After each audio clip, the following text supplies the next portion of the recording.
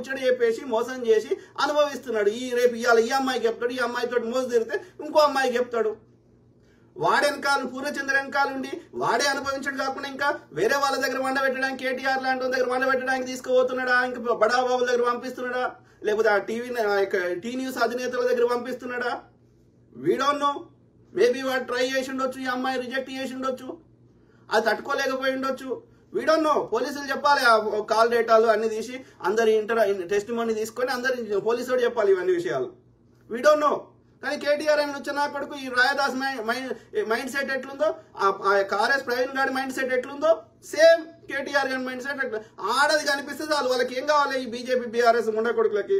ఆమె డాక్టర్ కాదు, ఇంజనీర్ కాదు, వాళ్ళ అమ్మ. మరి వాళ్ళ అమ్మ దగ్గరికి వస్తే కంప్లీట్ డిఫరెంట్. మా అమ్మ దేవత అంటూ, మీ అమ్మ దేవత అన్నప్పుడు ఆమె కూడా స్త్రీ అన్నప్పుడు ఇంకో ఆమె కూడా అంతే కదరా అయ్యా, రైట్? ఆడమగా ఒకరి మధ్యలో వాళ్ళ యొక్క మనసులు కలిసి